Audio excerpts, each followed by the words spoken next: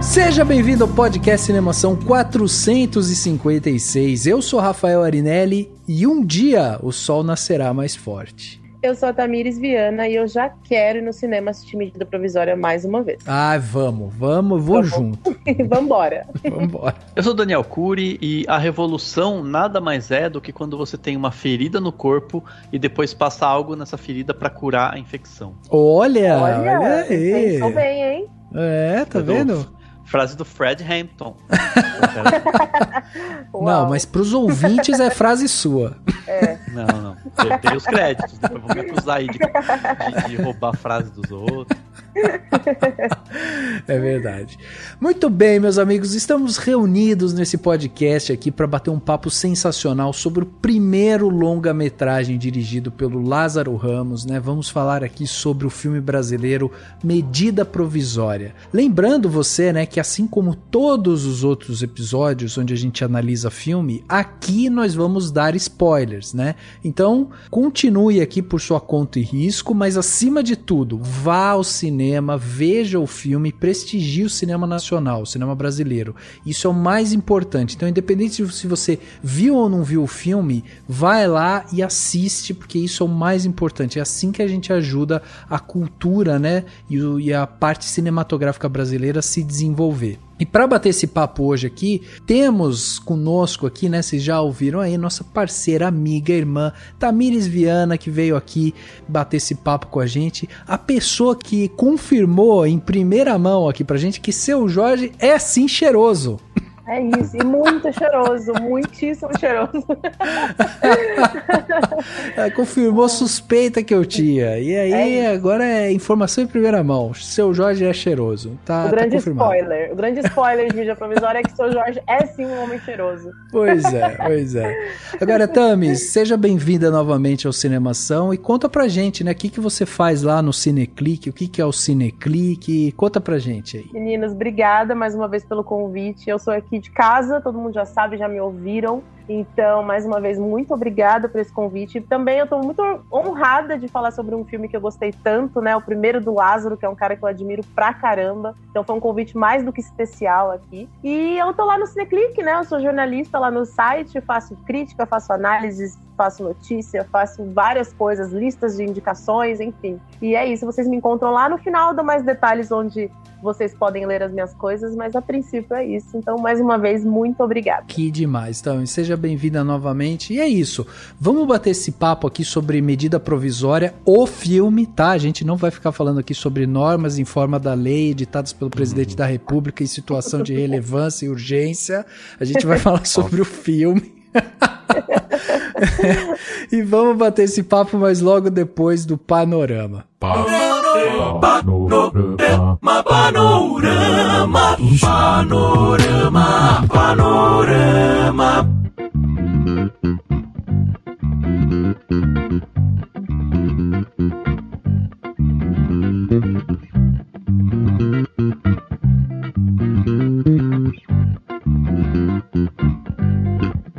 Hora daquela interação gostosa, né, que a gente tem aqui com vocês, e para isso, né, é sempre bom lembrar algumas coisas. A primeira delas é que este podcast aqui, ele está disponível no nosso site. Olha só, a gente tem um site, o cinemação.com. Antes da gente ter o podcast, a gente já tinha o site é mais velho que o podcast. E aí é por isso que vale a pena você ir lá visitar, porque lá você vai encontrar muita coisa bacana. Vai encontrar muito texto antigo, né, que a gente escreveu, muita coisa que a gente já publicou, mas todo dia tem novidade lá. Então, além do podcast, você vai encontrar notícia, trailer, crítica, análise, dica. Tem muita coisa bacana, tudo que envolve audiovisual, cinema, você vai encontrar dentro do cinemação.com. Vai lá, visita, aproveita e dá aquele page view pra gente que é tão importante, né? Agora, para acompanhar só o podcast, você pode acompanhar dentro do nosso site, mas também a gente está em todas as plataformas aí de áudio da sua preferência. Então, vale muito a pena você seguir a gente no Spotify, assinar na Apple Podcast, se inscrever no Google Podcast ou no Castbox e favoritar no Deezer, né? Afinal de contas, com essas atitudes você consegue receber imediatamente os episódios assim que eles saem. Então você vai lá, assina, se inscreve e tudo mais, e aí você é notificado quando o episódio novo do Cinemação estiver no ar. Vale lembrar também que a gente tá na Orelo, né? Então o Orelo é um novo aplicativo aí de áudio, você pode ir lá, ouvir através da Orelo, e isso também ajuda a gente. Então fica esses convites para você, né? Se você não tiver um lugar, é uma plataforma de áudio preferida, fica essas recomendações. Agora, uma outra maneira de você ajudar aqui o Cinemação e ajudar a cultura, né, no Brasil também, por que não? Porque afinal de contas a gente faz parte de uma engrenagem, né? É você apoiar o Cinemação. E como assim apoiar? Através de algumas contribuições que você pode fazer pra gente mensalmente, você ajuda o Cinemação a se transformar, a produzir mais conteúdo e fazer mais coisas legais aí em prol, né, ao audiovisual, ao cinema brasileiro e tudo mais. Então, o que a gente faz aqui é pedir para você acessar o cinemação.com/contribua e lá você vai ver todas as plataformas de financiamento que a gente faz parte. Aí é só você escolher o plano, a gente hoje trabalha com 3 planos, você vai lá, seleciona o plano que você quer contribuir e aí você seleciona também a plataforma e vai fazer parte do nosso grupo aqui. Quando você começa a contribuir aqui com o Cinemação, você passa a fazer parte de um grupo exclusivo que a gente tem no WhatsApp, então lá dentro a gente vai poder conversar com você, vai discutir cinema, vai falar sobre pautas, vai conversar lá com todo mundo e também você, no final do ano, após um ano de contribuição, você recebe um presente exclusivo do Cinemação. E é exclusivo mesmo, a gente manda fazer um negócio totalmente personalizado. Para vocês terem uma ideia, agora em 2022 a gente fez um R2D2 que é de amigurumi. Então é um negócio super legal e aí a galera recebeu, ficou fofinho, né? Um negócio assim meio artesanal e tal. E foi feito por um lugar que é o Dananda, que é um lugar aí que acaba ajudando crianças, né? Acaba ajudando as crianças a conseguir material escolar e tudo mais. Então assim, a gente juntou tudo, né? Tinha que dar um presente, a gente foi em um lugar que ajudava as crianças e aí todo o lucro, né, que o Dananda recolhe, ele converte em material escolar e ajuda aí as crianças a terem uma vida nas escolas mais fáceis. Então é isso que a gente fez e aí, cara, todo mundo que é assinante do Cinemação, que contribui, que apoia o Cinemação, recebeu esse presente e foi demais. Então eu tenho que agradecer aqui a generosidade de todo mundo que contribui com o Cinemação. Agora, se você quiser contribuir de uma forma unitária, você quer ir lá fazer uma contribuição pontual e pronto, não tem problema. Vai lá no Pix do Cinemação. A chave Pix é o nosso e-mail contato@cinemação.com e lá no Pix você pode fazer a doação que você quiser, no valor que você quiser. Qualquer valor vai ser muito bem-vindo aqui, porque vai ajudar a gente a manter a estrutura e pensar em conteúdos novos aí para o nosso canal. Então é isso, fica à vontade para ajudar o Cinemação e contribuir ainda mais com a cultura no nosso país. E agora chegando aqui na seção dos comentários, de ler os comentários das pessoas, a gente tem um comentário super legal para ler, mas antes acho que é importante sempre reforçar, né? A gente lê comentários que chegam por diversos canais aqui, né? Então, se você quer comentar, quer falar alguma coisa sobre o podcast, o que você gostou, o que você não gostou, sobre o filme que a gente está comentando, suas opiniões, o que quer que seja, pode ser comentário longo, mais, né, mais detalhado, mas pode ser comentário curto também. Você pode mandar pelo e-mail, né, o contato@cinemação.com, pelo próprio post do podcast, tem um espaço de comentário do Discuss, né, que você coloca lá embaixo, faz o seu comentário, e você pode pode, claro, colocar nas nossas redes sociais. Qualquer uma, a gente está sempre de olho. Tem o Castbox também, né, que é um aplicativo de podcast, acho que é o único que tem espaço de comentários. Mas enfim, no Twitter, onde for, a gente está de olho, a gente pega e a gente lê sempre que puder, sempre que tiver alguma coisa bacana. Então, manda aí pra gente. E hoje a gente tem aqui para ler o comentário do Thiago Alves, que também sempre manda comentários muito bons. Ele mandou no 455, né, que a gente discutiu filmes que não queremos ver. E ele colocou o seguinte: fala Cinemação, tudo bem com vocês? Eu fui ver o filme do Mundo Bruxo, que não vai ganhar um podcast. Pensei bastante se iria ver o filme por conta das falas infelizes e condenáveis da J.K. Rowling. Cheguei à conclusão de que o filme, tanto essa saga atual quanto a de Harry Potter, não é feita só por ela. Tem todo um elenco, por exemplo, que não concorda com as atrocidades ditas e trabalharam muito para que a saga bruxa ser o sucesso que é. Um exemplo é a sempre maravilhosa Emma Watson. Nessa saga atual, temos nomes incríveis como Jude Law, Eddie Redmayne, que inclusive deu a vida a uma das primeiras mulheres trans que passaram pela cirurgia de mudança de gênero, né, no filme Garota Dinamarquesa, e que foram grandes responsáveis por eu continuar a assistir a saga. A própria mensagem, tanto de Harry Potter quanto de Animais Fantásticos, fala sobre inclusão, sobre perigo de líderes extremistas, que me deixa ainda mais incrédulo sobre as declarações transfóbicas da autora. Fora isso, sobre o filme, realmente caiu bem a qualidade. A premissa é até boa, dialoga com temas atuais, mas se perde em uma história rasa, sem inspiração e um final de resoluções óbvias e fáceis. Ou seja, quem não for ver não tá perdendo muita coisa. Sobre o bate-papo dessa semana, eu vou fazer uma conexão com o plano de detalhe do Henrique. Sou noveleiro do tipo que fica até de madrugada vendo novelas clássicas no Globoplay. E assim como nas novelas, nos filmes o que eu vejo de vantagem hoje em dia é a questão da inclusão, tá muito mais presente em vários sentidos. Personagens LGBTQIAP+, cada vez mais com representatividade. Não temos mais só elencos predominantemente brancos, lembrando que ainda temos muito a melhorar, ou negros só fazendo papéis de empregados, por exemplo. Por outro lado, não sei se sou muito nostálgico, mas parece que filmes inspiradores e originais parecem estar aparecendo de maneira mais escassa. Mas se procurarmos direto, trombamos com pérolas, como no Ritmo do Coração, que mostra que não precisa de efeitos especiais milionários para a arte cumprir seus principais motivos, né, na minha opinião, que é emocionar, representar o maior número de pessoas, fomentar as reflexões e, por que não, sairmos de uma sessão melhores como pessoas em vários sentidos. Daniel e Rafael, parabéns por mais uma condução excepcional do episódio e aos convidados pelo comprometimento social ao lembrar das vacinas e da importância de tirar título eleitoral e fazer uma escolha consciente nas eleições. Grande abraço. Então, muito bom, comentário que grandão demais, aí do Thiago, cara, mas sim. Muito bom ler isso, ler as opiniões dele, ler a opinião dele sobre o filme, do Harry Potter sem Harry Potter, e é isso, Thiago, obrigado pela mensagem que você colocou, pode continuar mandando, que a gente adora ler aqui, adora ler quando a gente recebe aqui. E você que está ouvindo o podcast, inspire-se no Thiago Alves e mande o seu comentário também. Eu não vou dizer nada, né, Dani? Mas os nossos ouvintes, quando escrevem, só demonstram que a gente tem os melhores ouvintes da podosfera. Nossa, sensacional. Ele escreveu aqui um post, dá para publicar isso aqui. Exato, exatamente. Né, assim, num texto, assim, é maravilhoso.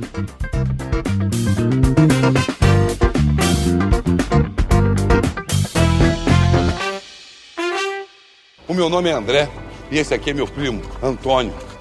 E esse vídeo é pro mundo inteiro nos ouvir.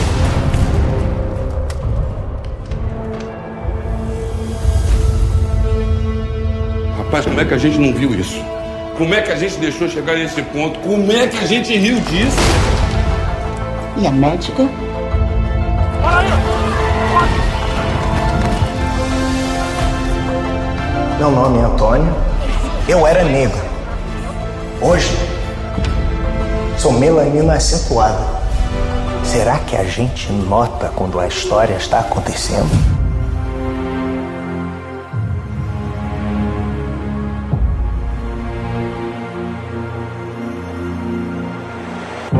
Chegava aos cinemas no dia 14 de abril de 2022 o filme Medida Provisória, o primeiro filme dirigido pelo Lázaro Ramos, filme que é uma adaptação, né, da tragicomédia Namíbia Não, né, uma peça do Audrey Anunciação, que o Lázaro já tinha dirigido, né, essa peça no teatro em 2011 e aí teve essa adaptação para o cinema. E a narrativa, ela se passa num Brasil do futuro em que uma medida de reparação social afeta diretamente a vida de uma família família, que são eles. Um jovem casal formado por uma médica, né, a Capitu, e pelo advogado Antônio e o primo, que é um expansivo jornalista que se chama André. Eles moram todos juntos em uma casa, né, e em um determinado dia ali, tem uma medida de reparação financeira pelos tempos de escravidão no Brasil, que é proposta. Essa medida ela é respondida com uma outra medida, que é justamente para enviar essas pessoas que eles colocam como pessoas de melanina acentuada, né? Que eles devem voltar para a África como medida de reparação aí pelo grave erro da escravidão. E com essa medida acontecendo, esse casal ele acaba se separando e aí cria-se também essa tensão se eles vão voltar a se encontrar ou não. Bom, Dani, a gente tá falando aqui, né, do Lázaro na direção, mas o filme, que é o filme com mais negros na frente e atrás das câmeras, né, na história do cinema nacional, tem nomes incríveis na sua ficha técnica, né? Tem, sim. Acho que a primeira coisa que a gente precisa comentar é que o Lázaro Ramos, ele dirigiu, assim, é o primeiro longa de ficção, né? Uhum. Ele dirigiu um documentário chamado Bando, acho que é Bando, um filme de, que é um documentário sobre o Olodum, né, o grupo cultural Olodum, na verdade ele co-dirigiu, né? E ele dirigiu também o especial da Globo, de um especial que teve chamado Falas Negras, né? Que, enfim, foi não sei se foi o diretor ou um dos diretores, mas enfim, ele dirigiu esse especial. E no filme ele tem o roteiro do Lázaro Ramos também, do Lusa Silvestre, que é um roteirista que, enfim, tá em diversas frentes, diversos tipos de filme, né? Ele dirigiu, sei lá, Mundo Cão, com o próprio Lázaro, inclusive, Estômago, E Aí Comeu, entre outros. E também assinam o roteiro do filme o Aldri Anunciação, né, que é o autor da peça original, e o Elísio Lopes Jr., que também, né, é um dos roteiristas que não tem outra obra registrada que eu tenha encontrado. A montagem desse filme é da Diana Vasconcelos, que é uma montadora que fez filmes desde Ricos de Amor, Corações Sujos, Chico Xavier, né, o filme do Chico Xavier foi a montadora dele, e como até o Cinderela Pop e o É Fada, né, que são filmes mais populares. A fotografia desse filme é do Adrian Teigido, que é famoso por fazer a fotografia da série Irmandade, que é aquela série com o Seu Jorge, do Sérgio, e da série Narcos, né? Que são séries até de um dos melhores amigos, né? Do Lázaro Ramos, que é o Wagner Moura. E fez também a fotografia do próprio Marighella, né? Filme também recente que a gente já conversou aqui. E aí no elenco a gente tem, vou citar, enfim, o Seu Jorge, a Thaís Araújo, o próprio Aldri Anunciação, tem a Adriana Esteves, a Renata Sorrá, e um dos protagonistas, né, junto com a Thaís Araújo e o Seu Jorge, é o Alfred Enoch, que é um ator britânico, filho de uma brasileira que fala português super bem e tudo mais, e que é famoso por ter feito lá tanto o How to Get Away with Murder quanto os filmes do Harry Potter quando ele era novinho, e que eu até fiquei surpreso, eu achava que era de comum conhecimento isso, e tem muita gente que ficava assim, nossa, ele fez Harry Potter, eu falava, gente, eu achei que todo mundo sabia, mas tudo bem, assim, né, tá tudo certo. E, enfim, esses são os principais nomes, apesar do elenco ter várias participações especiais de outras pessoas, mas esses são os principais nomes aí do elenco e da equipe técnica do filme. Isso, eu acho também interessante a gente só ressaltar que a música, né, toda a música do filme é feita pelo Plínio Profeta, pelo Rincon Sapência e pelo Kiko de Souza, que são também artistas incríveis, assim. O Rincon Sapência é um músico maravilhoso também, e aí vale ressaltar isso porque a música do filme, né, ela é uma parte muito importante também para a própria narrativa, né, inclusive com músicas da própria Elza Soares que é muito potente, né, para a narrativa. E também vale ressaltar que hoje, né, a gente está gravando esse podcast aqui na terça-feira e foi anunciado aí pelo próprio Lázaro Ramos que o filme bateu a marca incrível aí de 100 mil pessoas indo ao cinema assistir o filme, tá, né, com uma arrecadação aí na casa dos 2 milhões de reais num final de semana, e essa já é a segunda melhor estreia nacional em 2022, né, em termos de arrecadação. Medida provisória, ele ficou atrás apenas da comédia Torrica 2, que é protagonizado lá pela Samantha Schutz, que arrecadou 2,2 milhões de ingressos e teve cerca de 125 mil espectadores no primeiro final de semana. Então, assim, o filme tá indo muito bem e eu acho que isso é uma coisa aí pra gente destacar também, porque o Lázaro tá fazendo uma jornada grande, né, de divulgação do filme. E por que tá fazendo fazendo uma jornada grande de divulgação do filme. Porque assim como Marighella, o filme Medida Provisória, ele acabou sofrendo com essa tal censura velada que o governo Bolsonaro impõe a filmes que eles julgam que não é bom, que pode ser prejudicial para eles de alguma maneira. Porque são vagabundos com dinheiro da Lei Rouanet. Ninguém é vagabundo e nem tem dinheiro da Lei Rouanet, mas as pessoas falam isso. Exatamente. E é sempre bom a gente lembrar isso, porque assim, esse governo fala muito de liberdade, né? E na verdade essa liberdade que eles falam é um conceito que eles pré-determinaram, uma liberdade quadrada dentro de uma caixinha que eles criaram ali, e eles são charlatões, mentirosos e tal, mas enfim. O que aconteceu com Medida Provisória, e o Lázaro depois contou isso, inclusive numa entrevista recente que ele deu no Roda Viva, foi que o filme inteiro foi filmado em 2019, o filme estava pronto já. E aí, para fazer o lançamento, eles na hora de fazer lá os trâmites, né, de como ia fazer a distribuição e tal, o Lázaro e a equipe dele resolveram trocar a empresa de distribuição, porque a empresa que iria entrar teria mais poder de distribuição fora do país. E aí eles acharam interessante isso também e tal, e resolveram que eles iam trocar essa empresa. E aí eles fizeram a troca, só que para fazer a troca eles precisam fazer essa modificação e enviar para a Ancine aprovar. E aí começou, né, o drama, porque para fazer essa troca a Ancine simplesmente não liberava a liberação do filme. Tipo, o filme não conseguia ser distribuído porque a Ancine não queria dar a assinatura lá que faltava para o filme sair sendo distribuído. E aí isso ficou e sabe, teve muita coisa ali burocrática e o pessoal da equipe do Lázaro reclamando e tentando liberar o filme e tudo mais. E aí o negócio só acabou acontecendo mesmo porque o Lázaro depois, nas suas redes sociais, publicamente e tal, ele teve que ir a público e falar, gente, ó, o filme tá pronto, só que eu não consigo lançar o filme. E aí teve uma certa pressão social ali, e aí a Ancine foi lá e assinou o que precisava assinar para que o filme fosse distribuído. É interessante até dizer, o primeiro festival que ele foi exibido foi no Festival Internacional de Moscou, dia 3 de outubro de 2020. Tipo, eram outros tempos ainda por cima, né? Na Rússia. Verdade. Ele foi exibido na Rússia. Pela primeira vez. E eu achei engraçado também, porque o Lázaro comentou sobre isso também, e ele até falou que o filme voltou a estrear agora, há pouco tempo, também lá na Rússia. Só que ele falou, agora sem chance de eu ir lá, né? Ver a estreia do filme, né? Agora não tem jeito. Agora, uma das coisas que eu acho interessante é que, assim, o filme, ele fala sobre resistência e ele fala sobre muitas coisas, a gente vai discutir muito a essência do filme aqui, mas é muito curioso você ver que o próprio filme, né, a própria existência do filme, a própria jornada do filme, dele sair, né, da produção e ele ser distribuído e chegar nas salas de cinema, é um ato de resistência por si só, né, porque o projeto teve que resistir também às políticas e às censuras que foram impostas a ele, e aí ele teve que correr, né, fazer uma jornada para conseguir finalmente estar nas telas do cinema. Então, assim, até isso o filme acabou abarcando dentro da sua própria história, né? Não só o que ele iria mostrar, mas a sua própria existência teve também esse ato de resistência, né? E é interessante pensar também eu falei de Moscou, né? Tipo, são outros tempos, outro mundo, mas é um outro Brasil também, né? O filme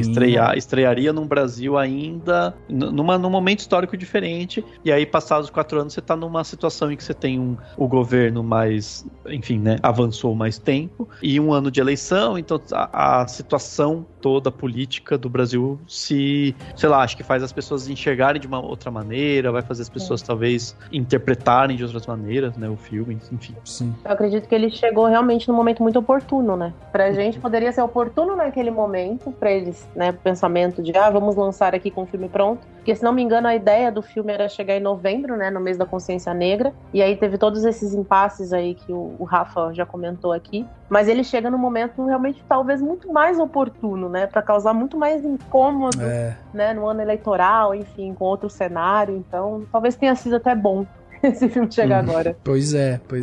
Pensando aqui na parte técnica, né, também, eu até comentei, né, que esse filme, ele entra também para a história do cinema por ser isso, né, um filme que teve a maior quantidade de pessoas negras na frente e atrás das câmeras, né, e isso é muito impactante, e isso influencia diretamente a produção. E aí eu quero dar um exemplo aqui para vocês, que eu acho que isso fica muito claro, assim. O Adrian Tegido, né, que é o diretor de fotografia do filme. Ele é o mesmo diretor de fotografia de Marighella. E em Marighella, a gente criticou bastante a fotografia do filme, né? A gente falou sobre como o Seu Jorge, por ser um negro de pele retinta e tal, ficava muito escuro às vezes no filme, como a luz às vezes era mal aplicada ali, como às vezes você perdia inclusive detalhes do contorno do rosto dele e tudo mais. E aqui a gente tem cenas escuras também, né? Principalmente dentro do apartamento. E o próprio Adrian Tegido também fazendo a filmagem e tal, de 2 filmes que foram feitos ali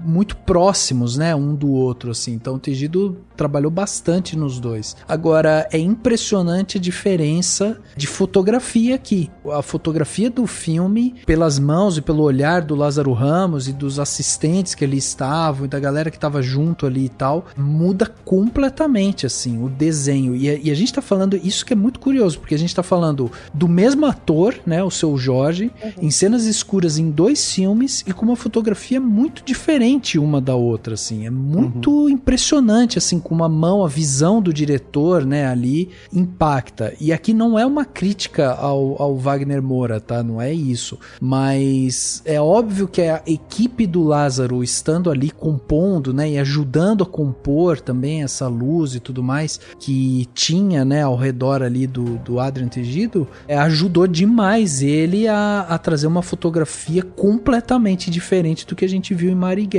Vocês perceberam isso também, não? Bastante. Eu não sei se foi uma proposta do próprio Wagner, né, trazer isso em Marighella, essa coisa mais obscura e tal, mas é bem diferente mesmo, Rafa. Eu não tinha parado tanto pra pensar nisso quando eu vi Medida, mas agora que você comentou, realmente faz muita diferença, principalmente por ser o mesmo ator, né, a gente tá falando do mesmo cara, e você consegue enxergar muito mais dele, literalmente, no Medida Provisória, assim. Exato. É de se analisar mesmo. Não, eu acho que tem a ver, com certeza, com o fato de que o Marighella, por ser um filme de época, eles tentaram, em alguns momentos, trazer aquela fotografia, às vezes mais... Tem algo de sépia, às vezes eles buscam isso, né? Tudo que é de época para remeter a um tempo mais antigo. E aqui a gente tá vendo um momento, um futuro / presente, né? Uma coisa, uma proposta muito diferente, e que aí entra uma característica que eu acho muito, muito importante, é porque por ele ser baseado numa peça, e ele coloca logo no começo, né? Baseado na peça e tal, né, numa peça de teatro, o Medida Provisória, ele é um filme... Talvez essa fotografia até mais naturalista, digamos assim, mais clara, no sentido de permitir ver o todo, mas acho que é uma coisa mais naturalista, porque uma forma que eu enxerguei muito o filme foi como ele traz com ele essa característica teatral que é quase que de uma apresentação artística, que tem monólogos e tal. Não sei se ela é assim, a peça é assim, mas eu vi muito isso, sabe? Eu enxerguei muito essas peças de teatro que tem momentos em que a coisa para alguém fazer uma, sabe assim, se colocar de uma outra maneira, fazer a gente desviar o olhar e tal. Então acho que também tem isso, sabe? O filme, ele tem eu enxerguei muito essa proposta no filme, sabe? Não sei se... Até talvez por o Lázaro ter dirigido a peça, né? Ele pode até ter propositalmente trazido um pouco desse lado, como você disse, assim, mais artístico, né? Pra compor a direção do filme, assim. O seu país de origem, no continente africano, te aguarda. Meu é preto. Se esse negócio de ir pra África é tão bom, por que a senhora não se candidata? Eritreia ou Namíbia? Namíbia não. Amsterdã não rola, né? Havaí. O senhor surfa? Surfo. Eu quero ir pra África. Quero ir e quero voltar. Eu sou livre. Tem uma outra questão que foi uma das coisas que me chamaram muita atenção também. Logo no começo do filme, o Lázaro, ele trabalha com uma câmera mais fechada, né? Bem intimista, assim. A sensação que eu tive é que ali ele queria quebrar um pouco com essa questão teatral, sabe? Tipo, posso mostrar detalhes que no teatro eu não teria. Então, principalmente naquela cena em que a Thaís, né, e o Alfred, eles estão dançando, escutando música, né? Que é inclusive a música da Elsa, ali ele trabalha com uma câmera muito fechada, ele vai pegar o detalhe do olhar deles, o detalhe da boca e tal, e ali eu senti isso, assim, que ele era o Lázaro experimentando um pouco mais dessa coisa cinematográfica, sabe? Tipo, quebrando um pouquinho com essa questão teatral. É óbvio que ali você tem, né, essa questão e as peças, né, teatrais tem muito disso, que são calcadas muito no envolvimento dos personagens com o público, e aí aqui o jeito de você envolver o público com a obra é trazendo essa câmera intimista, sabe? Então eu achei que ele conseguiu fazer essa transição muito bem, assim, principalmente nesse começo, assim, porque ele traz essa intimidade, né? Ali você tá muito junto dos personagens, dançando com eles, estando junto com eles ali, né? Mas ele se mantém muito calcado no diálogo, né? Sim. Ele tem muitos momentos, inclusive é muito rico, acho que muito bonito, muito... Enfim, é muito interessante como ele coloca, né, tipo, diversas coisas que são ditas pelas pessoas. Então ele tá... Porque eu acho que o mais importante, eu acho que que mais me evocou, o filme me trouxe, assim, me evocou, foi justamente ser uma sátira. Porque é uma coisa tão absurda, né, obviamente, o plot do filme, a proposta do filme, é uma coisa tão absurda que você sabe que aquilo é uma sátira.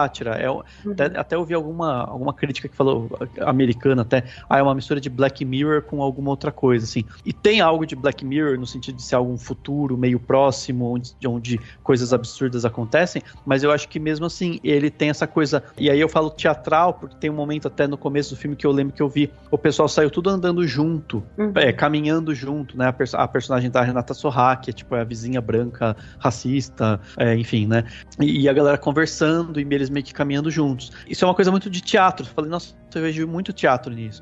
E aí tem as cenas todas do apartamento, que você fala, cara, isso é, sabe assim, você centralizar a história num local mais restrito, né, espacialmente, você tem isso também, você tem essa coisa que é muito característica do teatro. E aí quando eu fui entendendo o filme como isso, como uma provocação e com essa coisa muito, né, essa ironia e tal no começo, depois ele vai para um lado mais dramático, pega um outro caminho, que é bacana, essa quebra que o filme faz, mas eu vi muito isso, sabe? E aí eu até lembrei, quando eu tava vendo, e até pensando sobre o filme, de um filme recente também da Grace Passou, que chama Vaga Carne. Daí ele é totalmente diferente, ele é só a Grace Passou declamando e falando coisas, e, né, enfim, muito mais teatro do que cinema, é complicado essa expressão, mas ele pega muito mais do teatro, né? E usa o cinema, usa o audiovisual como um suporte, um apoio. Nesse caso, eu acho que o Lázaro consegue colocar essas duas coisas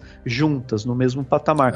Mas eu vi muito do teatro, sabe? Eu vi muito de ironia, e aí e é isso que permite com que a gente tenha aqueles momentos, e aí acho que todo mundo vai lembrar como um dos momentos altos do filme, que tem os discursos que o personagem do Alfred Enoch faz na sacada do apartamento, e tem um momento que a Thaís Araújo fala lá no bunker, que é um negócio super intenso. E aí é isso que tá, assim, não sei se vocês concordam comigo, mas eu acho que como a gente tem essas duas camadas, tipo, eu vi muito isso no filme, né? Essas duas camadas, a história de ficção cinematográfica, e a outra camada seria um teatro contraventor, sabe?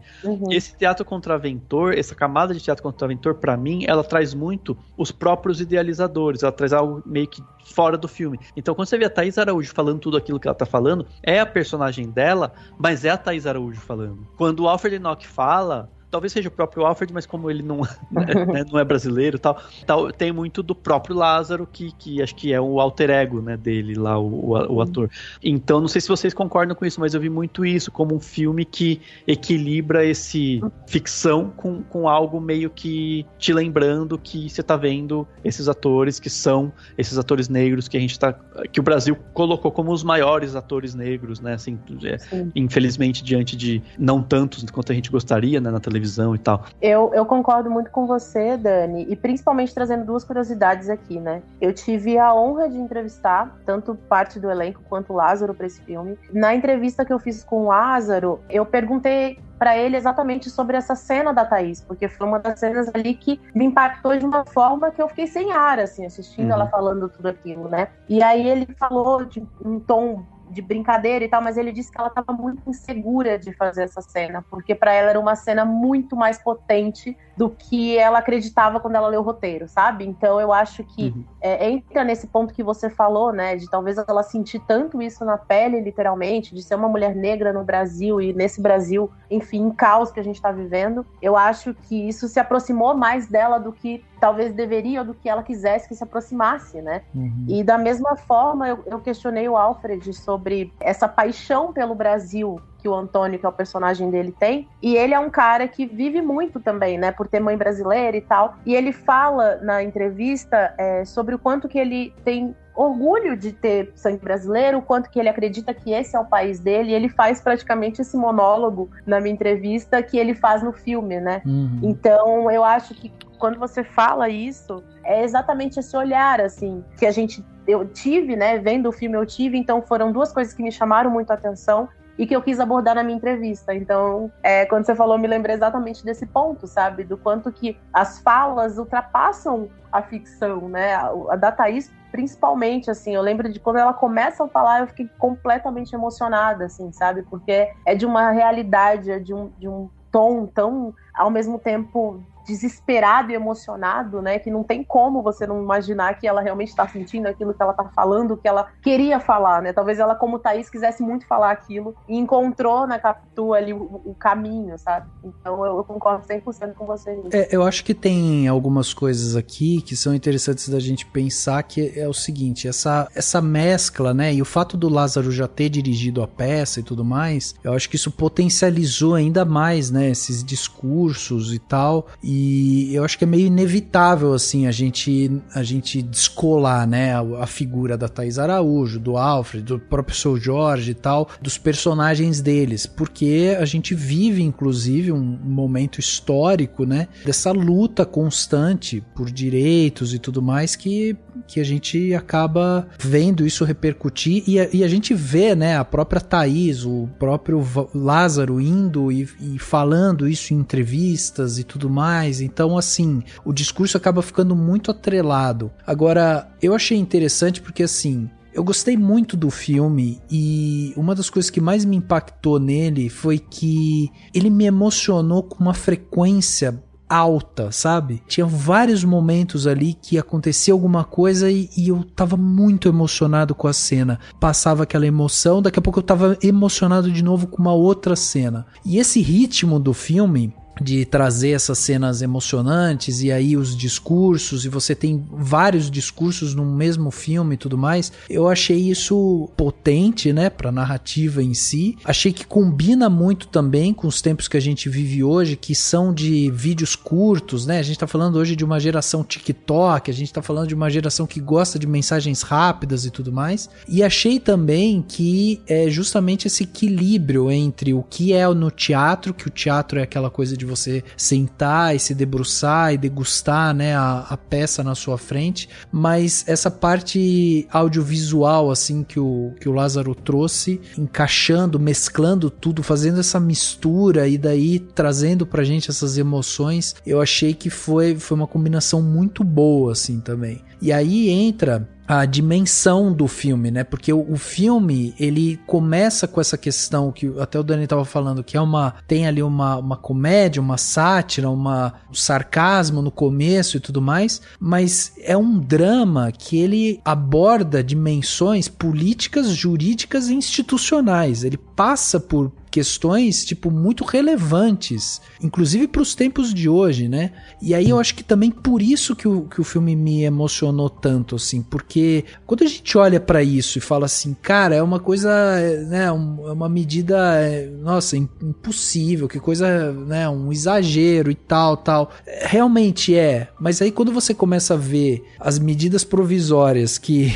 o governo atual começa a colocar na rua em relação à legalização questão do armamento e tudo mais e tal, você vai vendo que existem uns absurdos também, que você fala, é uma realidade muito próxima, assim. E com a forma de lidar, né? A gente tende a dar risada, a ficar chato num absurdo, porque vão esticando a corda, né, do que é permitido, e aí quando você vê, a coisa tá né, ou tá na merda, e você fala, meu Deus, tipo, a gente deixou isso acontecer, que acho que é uma das principais mensagens do filme, né? Fala assim, quando que a história tá acontecendo, e em que momento você fala, cara, né, e agora, né? E essa indagação que o personagem do Seu Jorge faz, né, nossa, como a gente riu disso, como a gente deixou chegar nesse ponto.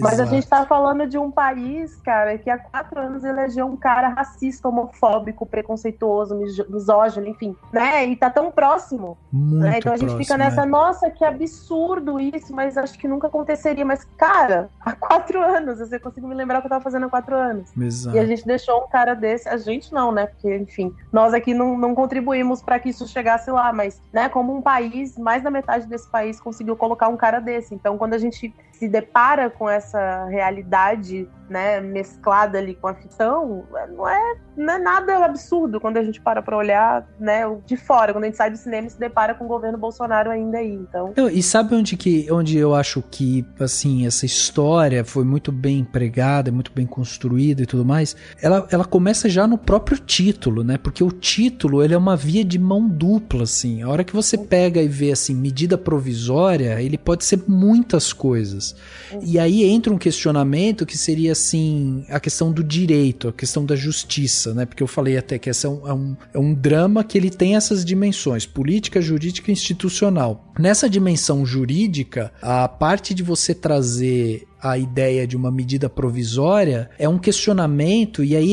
ele trabalha com essa subversão de que o que é a justiça? Quem que tem direito à justiça? E onde que a justiça é um direito por si só, entendeu? Então, tipo, ele questiona a estrutura como um todo, porque inclusive no filme esse discurso ele é muito bem empregado, né? Quer dizer, existia ali uma medida de reparação onde estava indo lá a primeira mulher a ser reparada pelos anos de escravidão e tudo mais e tal. O governo recua daquilo, aquilo ali cai, e aí para tentar recuperar o seu prestígio, ele fala assim, não, então quer saber, já que vocês querem ser reparados, então a gente repara de outra maneira. Então, que todo mundo volte para a África, porque daí vocês vão poder começar, né, do zero, vão poder voltar, porque foi... E aí entra esse discurso completamente falso e cara, é um discurso tão mentiroso, mas ele... Eu não tô encontrando adjetivo pra ele, entendeu? Porque ele é tão podre, sabe? De você pegar uma causa tipo justa e você reverter aquilo numa coisa tão nojenta nesse ponto, sabe? De tipo, em vez de eu fazer a reparação financeira, eu te reparo de outra maneira, eu quero que todo mundo volte pra África. É inacreditável isso. Foi engraçado porque eu vendo o filme, eu até pensei meio que assim, tipo, nossa, dá pra fazer uma continuação com tipo um governo indígena mandando os brancos voltarem pra Europa.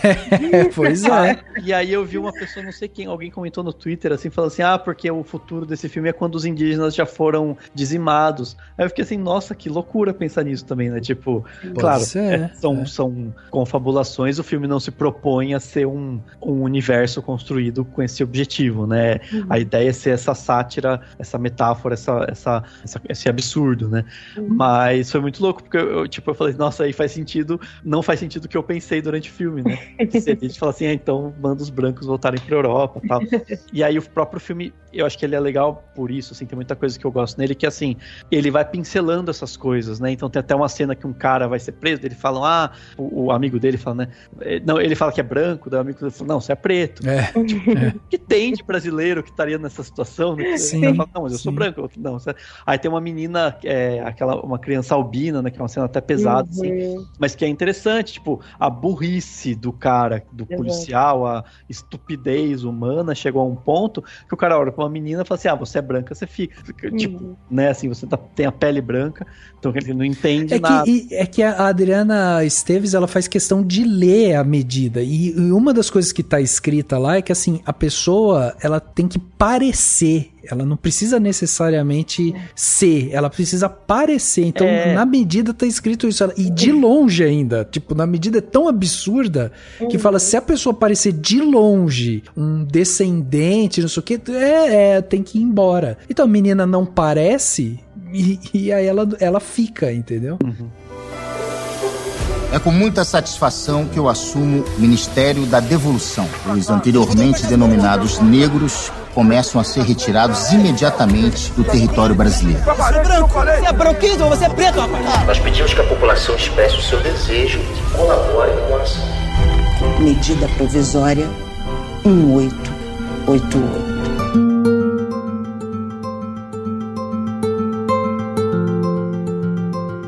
É assim, é cumprir a medida ao pé da letra. E aí entra a outra provocação do título do filme, que eu achei maravilhoso esse título. Por quê? Porque medida provisória, as medidas provisórias, né, até hoje, elas são uma herança da ditadura. Por que eu falo isso? Porque na ditadura, no regime autoritário, governava-se pelos atos institucionais. E os atos institucionais são... A medida provisória acabou sendo essa herança. A medida provisória é vendida no varejo, né? Como se fosse esses atos institucionais, entendeu? Então a gente tinha o AI1, o AI2, o AI3, o AI4, o AI5, né? São todos atos institucionais. E aí, no começo do podcast, eu até falei, né? Que a gente quando ia falar do filme, né? E não da medida provisória, porque a medida provisória é isso, é uma norma com força de lei que é editada pelo presidente da República em situações de relevância e urgência. Então, o que é relevância e urgência? Pois é, o que é? Aí vira essa, né? E aí volta para essa questão que eu tava falando para vocês dessa subversão, de você pegar uma coisa que tipo, pô, assim, tinha uma medida legítima, e o começo do filme também é muito feliz em mostrar isso, né? Você vê o Antônio indo lá pra fazer a declaração dele, não tem ninguém lá se importa com aquilo, sabe? Você tem 2, 3 pessoas lá na audiência e tal, e ele fazendo um discurso e tudo mais, falando sobre a importância daquilo que tá acontecendo e tudo mais. Você tem uma medida autêntica e tudo mais de reparação. E aí há essa subversão do que é a reparação, do que é a justiça. E isso a gente vê hoje em dia, né? A gente acabou de ter agora, recentemente, essas notícias, né, falando sobre a parte judicial aqui no Brasil, mostrando que você tem professor universitário sendo processado por autoridades porque chama a pessoa de X ou Y. Você tem os casos tipo de rachadinha, não sei o que são suspensos, porque daí o cara fala, não, me investigaram. Você tem um monte de prova, mas o cara fala, não, o juiz é amigo do fulano de tal, não pode. Então, tipo, essa mão dupla da justiça, ela é muito questionada aqui, sabe? E isso, pra mim, foi uma das coisas que eu acho que mais me chocaram. Acho que por isso que eu fiquei tão emocionado com o filme, assim, porque todas as vezes que eu via isso, era como se você olhasse para aquilo e você tivesse nitidamente uma sensação de impotência com as coisas que acontecem, entendeu? Acho que é bom citar, inclusive, o nome, né, do personagem do Alfred, né, que é Antônio Gama, assim, provavelmente o Antônio por um motivo, o Gama com certeza é por causa do Luiz Gama, né, que foi um advogado abolicionista negro. O Antônio, teve um cara chamado Antônio Bento que substituiu ele quando o Luiz Gama morreu. Eu acho que o Antônio Bento era branco, mas era um advogado também abolicionista, tal. Então, e a Capitu é uma referência ao Machado de Assis, né, que era um escritor negro e que foi embranquecido, né, por muita gente. Então é legal isso, o filme tá cheio dessas coisas, né? Cheio de referências. Tem muitas referências, né? E referências do nosso país mesmo, né? Eu até comentei isso com o Rafa sobre como ver o filme de novo vai dar um novo olhar para essas referências, porque tem tanta coisa que a gente não pega, né? Então, assim, falando sobre a medida provisória do filme, é a medida 1888, né? Que é o ano que extinguiu a escravidão no Brasil. A gente tem homenagem a Ruth de Souza, a gente tem uma placa de Marielle, enfim, a gente tem dezenas de referências, assim, que que realmente demonstram o quanto que esse filme é brasileiro, né? Tantas referências brasileiras mesmo. Aliás, uma pergunta, gente, só pra... Eu até não achei, assim, na lista, mas aquela atriz que aparece no começo, que tem até aquela cena, né, quando eles, a princípio, vão devolver dinheiro e tal, e ela vai tentar entrar no banco, é a Chica Xavier, né? Não, o Lázaro menciona o nome dela em alguma entrevista que eu vi. Uhum. Eu não consigo, mas não é a Chica. Então ela é isso que eu fiquei na dúvida, falei, mas acho que não é e tal.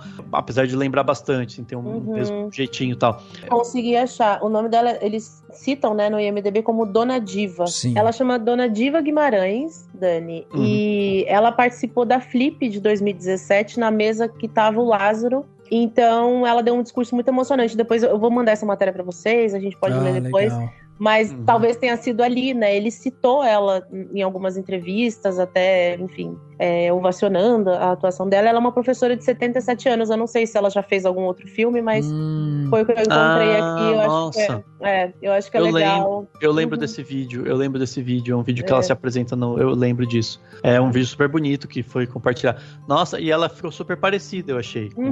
Ela é bem parecida, né? Tem uma foto dela aqui ao lado da Conceição Evaristo. Enfim. Não, porque ela, enfim, me lembrou muito, eu fiquei na dúvida se ela era, enfim, né, mas é legal isso, assim, tipo, de qualquer forma, ele usa, né, vários nomes, tem a música da Elza Soares, né, que é um ícone e tal, pra luta negra e tal, então, enfim, e aí tem uma cena que eu acho que foi a que eu achei mais sutil, talvez por ser, não é tão sutil, na verdade, mas enfim, mas uma cena que eu gostei muito, que tem aquela, e que tem a ver com essa coisa esse entremeio entre uma história de ficção para o cinema e um teatro que se propõe a ser questionador e ser um, né, interventor e tal. Quando o personagem do Seu Jorge sai do prédio fugindo, né, ele se pinta todo de branco, numa referência, né, talvez tipo a se disfarçar, né, onde ele não poderia mais sair na rua, tal, porque ele tá no apartamento, preso no apartamento, então ele, né, se pinta, tal, e aí tem um momento que ele entra num apartamento e toma banho.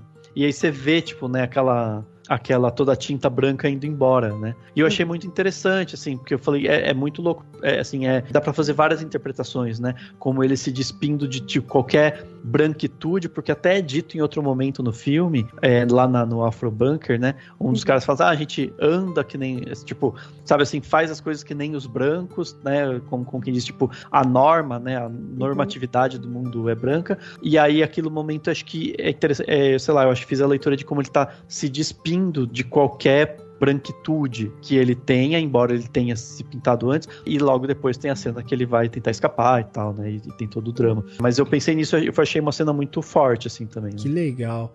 Toda essa sequência, né, deles presos no apartamento também é uma sequência muito forte também, né, porque remete muito também ao encarceramento, né, e é o que tá ali ao redor disso, né? Hoje em dia a gente tem essa superpopulação encarcerada, a maioria são pessoas negras e justamente com isso, né? O cara pega ali o que tá na lei e nem interpreta aquilo, tipo, simplesmente aplica. Então, e aí é uma coisa muito mais radical, muito mais forte, muito mais injusta, né, com a população negra. E aí quando você coloca os dois principais personagens presos dentro do apartamento, e aí você vai tendo aquela sequência de atividades ali, que é desliga a água, desliga a luz, acaba a comida, tá acabando a insulina e tudo mais, tipo, é essa degradação constante que a gente vê dentro dos presídios, né, dentro do encarceramento mesmo que a gente vê hoje.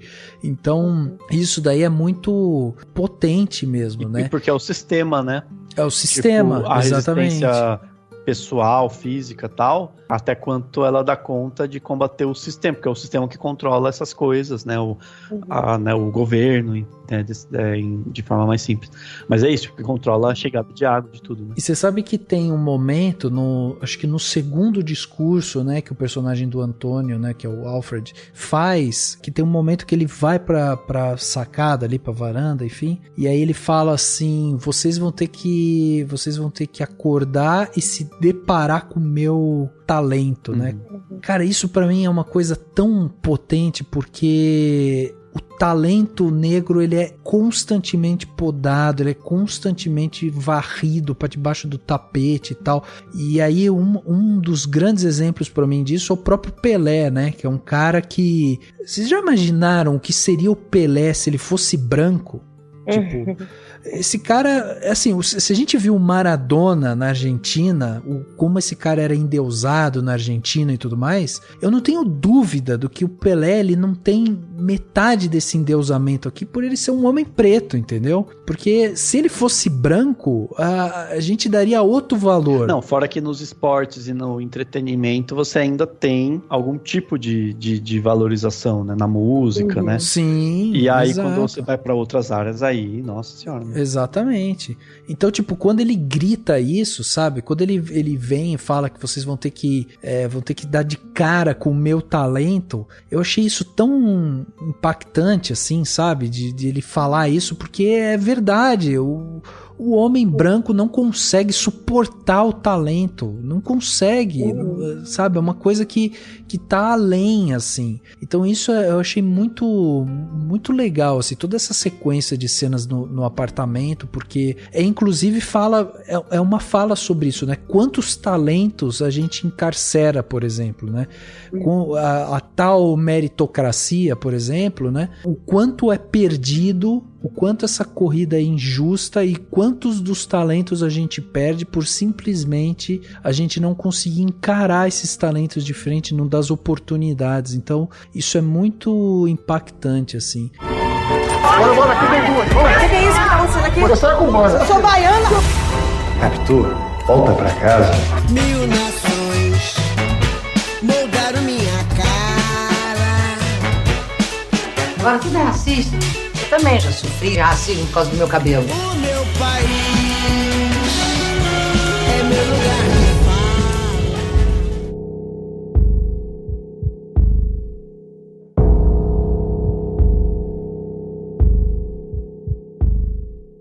Em uma das entrevistas que eu vi do Lázaro também, eu vi o Lázaro falando que uma das coisas que ele queria fazer era brincar um pouco com esse imaginário popular, para ele tornar o filme também muito acessível para as pessoas irem e se sentirem representadas e tal. E aí eu acho que encaixa justamente nessa frase do Lázaro, aquilo que a gente estava falando no começo, de olhar a Capitu e ver a Thaís, de olhar o Antônio e ver o Alfred, de olhar o André e ver o seu Jorge, né? E a gente não descolar muito os atores dos personagens. Então eu acho que esse imaginário popular trabalhou bem aí. Agora, tem uma coisa que eu achei também muito bem pensada pelo Lázaro e pela sua equipe e tal, que é o fato dele trazer Adriana Esteves e Renata Sorrah em papéis de vilãs, e a gente tá falando de Carminha e Nazaré. A gente tá falando das duas grandes vilões da TV brasileira em papel de vilãs também aqui, né? E fazendo papéis maravilhosos, assim. São duas atrizes gigantescas, maravilhosas. E aí é impressionante também como você, assistindo ao filme, vendo essas duas figuras, já é natural, já tá dentro do nosso imaginário. Você olha pra elas e já entende que elas são aquilo, né? Acho que a única diferença, né, é que Nazaré e Carminha se tornaram vilãs extremamente adoradas e amadas nesse país, né? E o quanto que a Isabel, eu não sei o nome da personagem da Renata agora. É Dona Isildinha. Dona Isildinha e Isabel chegaram completamente odiadas. Sim. Né? Porque eu acho que até no bate-papo que eu tive com a Adriana, ela fala o quanto que a Isabel representa aquilo que a gente não quer enxergar na sociedade, né? São pessoas que a gente não quer estar próximo, mas que elas existem, né? Então, acho que são duas vilãs, assim, que realmente vão chegar completamente odiadas, né? Que já devem estar sendo odiadas aí depois que todo mundo vê o filme, mas existe essa diferença, né? E que em outras situações não se passariam por pessoas racistas, por exemplo, né? Exato. Tipo, uma é só uma vizinha que, né, tipo, supostamente não falaria nada ofensivo, né, assim, diretamente, mas que adoraria ter vizinhos brancos, somente brancos, né? E a personagem da Adriana Esteves é aquela burocrata, né, que tipo assim, ela só tá fazendo o que tem que ser feito.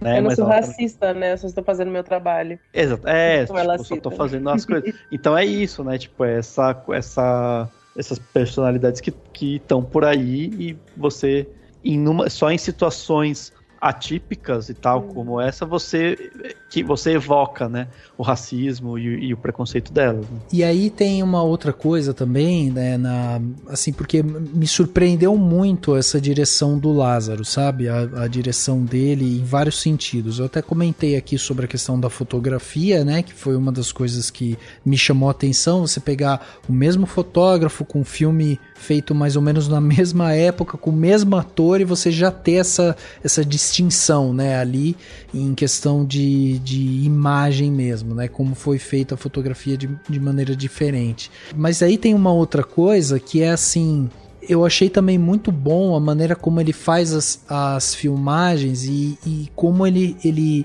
faz várias brincadeiras ali que encaixam muito bem com a narrativa que a gente está vendo. Então, por exemplo, eu comentei aqui sobre a cena do apartamento.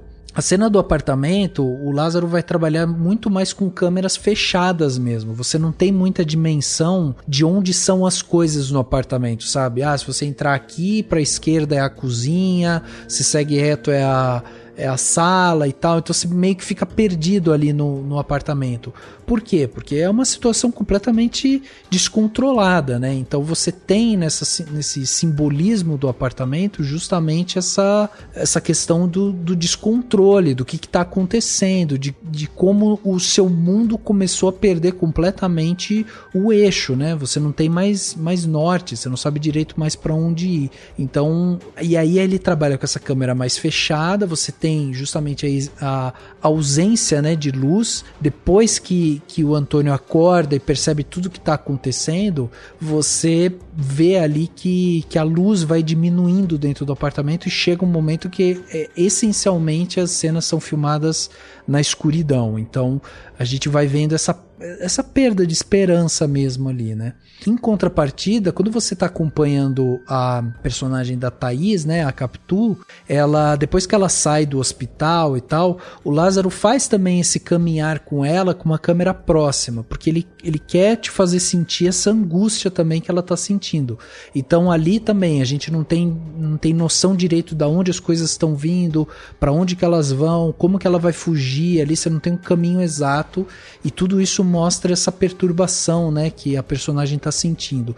Mas depois que ela vai lá pro bunker, e aí ela entra naquele ambiente, aí você tem aquela explosão de cores, né, na tela. E ali tem um movimento de vida, de crescimento, de alegria ali e tal, que apesar da situação ser muito caótica, a esperança se mostra ali, né? Então não à toa também o Lázaro vai fazer aquela brincadeira, quase um videoclipe no meio do vídeo, onde você tem inclusive aquela cena do Emicida chegando num jovem e trocando a arma por um livro, né? É uma coisa muito simbólica também isso. E aí entra também isso que o Lázaro falou, que o Lázaro comentou que no filme ele não queria dar um tiro. Apesar de ser um filme forte, violento e tudo mais, ele não queria mostrar essa violência, porque ele já acha que está muito colada, né, a parte da violência ao povo negro. Então, ele fazendo um filme que apareça as armas, mas que elas não sejam disparadas, é uma forma dele começar a desconstruir também essa imagem. Então essa ideia de você, num movimento dentro de um bunker, repleto de cores, de alegria, de vida e tudo mais, você ter ali um garoto que está revoltado, que está com a arma, que está pensando no que ele vai fazer, que eles estão acuados e tudo mais, e aí chegar essa figura do Emicida, que é um pensador hoje, que é um cara, né, um filósofo e tal, e aí ele dá pro menino o livro, é essa mensagem direta de que o caminho, existem outros caminhos para ser trabalhados, não só por esse garoto, mas por nós que estamos assistindo, né, por a gente que tá ali vendo aquilo. Então essas brincadeiras são muito legais. E eu acho que também, quando a gente fala sobre abordar essas questões antirracistas, né, ela só vem em momentos muito de desespero, né, de violência como um todo. E o que ele faz também é falar, poxa, a gente pode resistir e revolucionar através da linguagem. O que ele faz no filme já é uma mega revolução. Sim. Né? Só através dessa linguagem, através dessa sátira, enfim, é você despertar e trazer alertas para a sociedade sem precisar o tempo inteiro mostrar e enfim, explicitar essa violência, porque, cara, basicamente muitos filmes brasileiros fazem isso, né, de abordar uma população negra sempre violenta, sempre, enfim, armada e com toda essa questão voltada para essa violência. E o que ele faz é realmente desconstruir isso, né, é voltar um passo e falar, calma, a gente consegue fazer isso de outra maneira, sabe, e ainda assim ter o mesmo resultado, né. Exato. Mas aí eu acho que a gente entra numa questão que eu enxergo como, assim, algo que poderia ser melhor, que é um pouco, pode ser um pouco problemática, dependendo de como as pessoas interpretam. Antes de tudo, assim, só comentar, eu acho que a concepção do Afrobunker lá é espetacular, assim, a parte de direção de arte, sabe, assim, do todo, né? Mas, assim, eu acho que eu entendo e eu acho importante essa ideia de você falar assim, não quero que tenha tiro e tal. Mas quando você tem aquele, até no discurso do Antônio, né, do personagem do Alfred, falando, né, a gente tem que ser melhor do que isso, tipo, eu não vou matar o cara, né, e o policial e tal.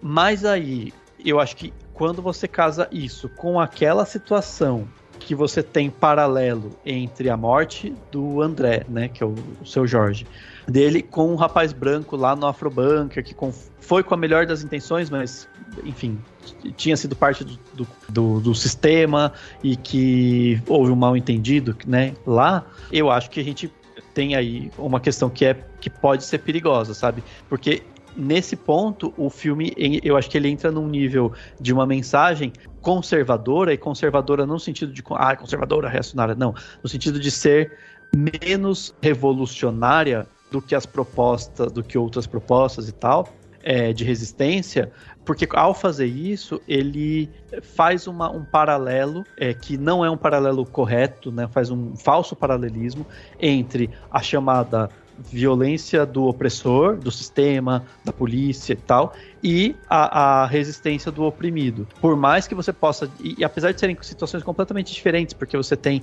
lá no Afrobunker um mal-entendido com o rapaz que chegou lá, fugido e não explica direito, com a situação lá do André que estava tentando fugir, mas ao mesmo tempo até como uma forma de resistência, né? Ele é pego na rua porque supostamente já era para terem retorno, tipo, tinha ou eles no apartamento ou a galera no Afrobunker, basicamente.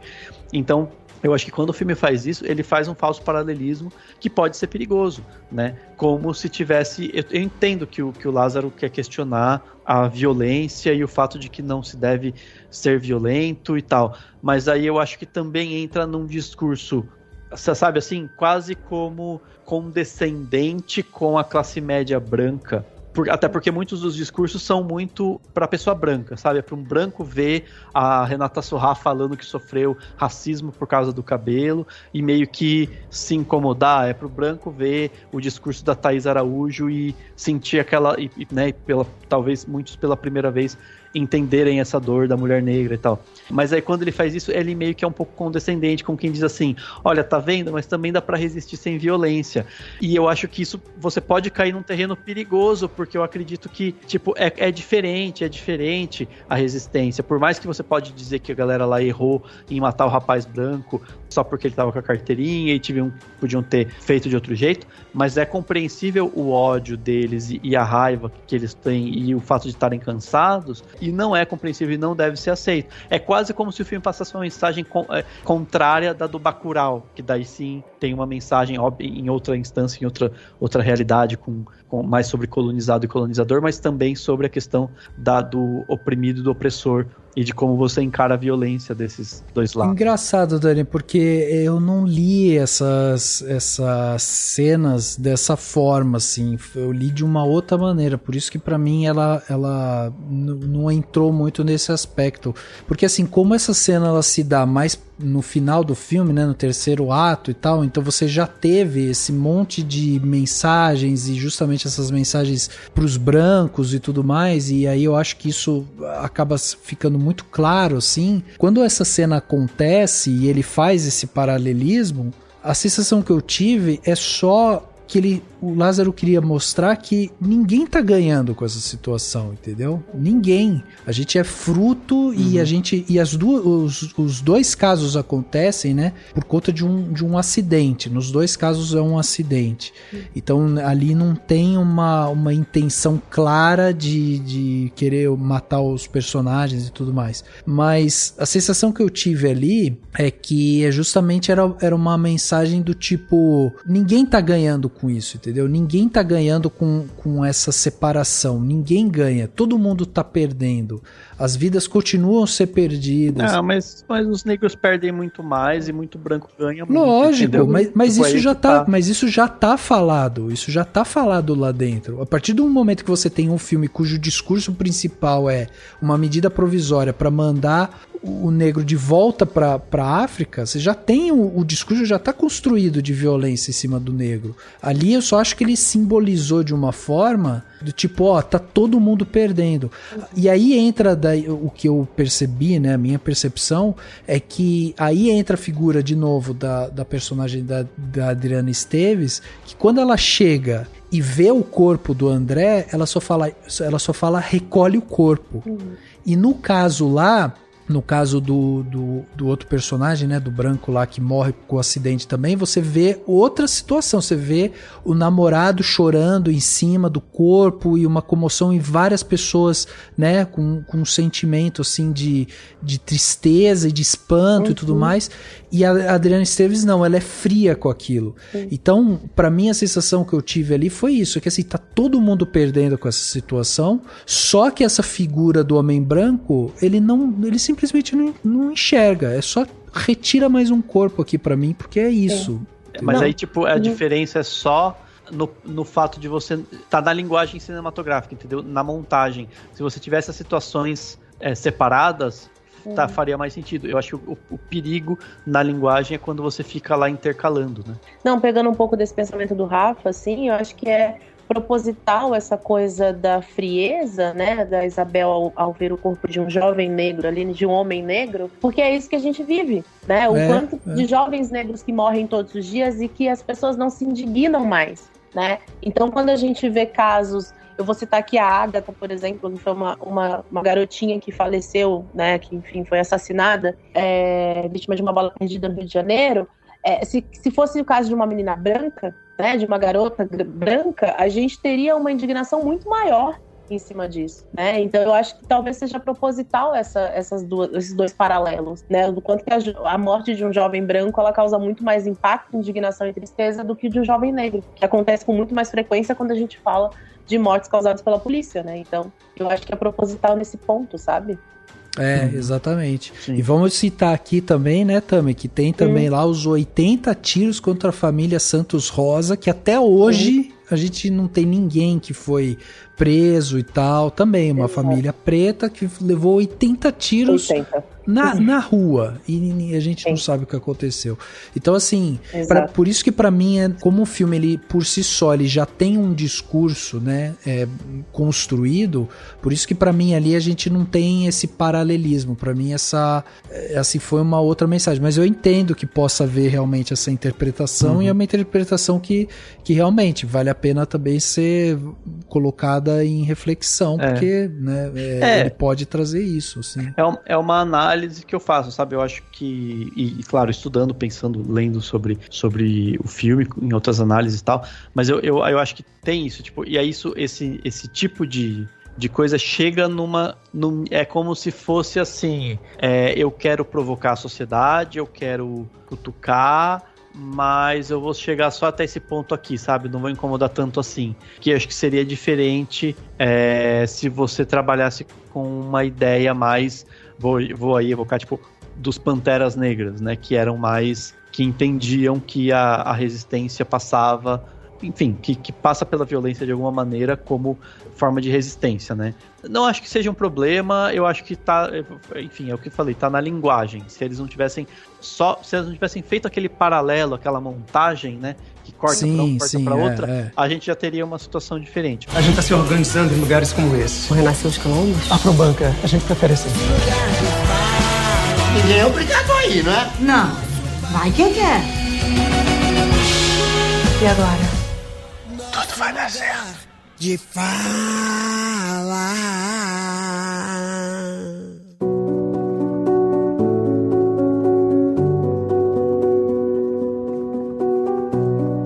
E já que eu tô sendo chato, que tá apontando probleminhas, a gente tem, eu acho que o filme abandona duas coisas que poderiam ser exploradas ou que parece que não tem muita serventia, assim. Apesar de ter uma cena rapidinha da namorada do André, né? Mas, tipo, você tem o Antônio namorando a Capitu, os dois são negros. Aí você tem o André, a namorada dele é branca, não lembro nem o nome da atriz. É a Mariana Xavier. Mariana Xavier, isso mesmo. E ela meio que some e aparece uma vez, mas tipo, o plot dela é abandonado. Eu acho que, sabe assim, ele não explora isso, porque o fato é que o André ficou preso no apartamento e ela é branca, ela não sofreu com, né? E aí como que fica isso, de que maneira que a relação deles ocorreria, sabe? E diferente do que, claro, o filme explora, foca mais no Antônio e na Capitu, que estão tentando se reencontrar, mesmo estando separados e tal, nessa situação. Eu acho que a do André com ela, com a namorada dele, fica meio... O filme meio que não vai. E aí a outra coisa também que o filme me parece abandonar é a questão da insulina do Antônio, né? Que tem diabetes, então ele precisa consumir insulina, ele não consegue sair para comprar, não tem... Aí eles vão cortando, né? A energia, a luz e tal. De certa forma eles cortam a insulina, no sentido de que ele não vai ter mais acesso, mas aí o filme não explora como que a falta de insulina atrapalha ele, como que ele vence isso. Tipo, isso não é um obstáculo depois.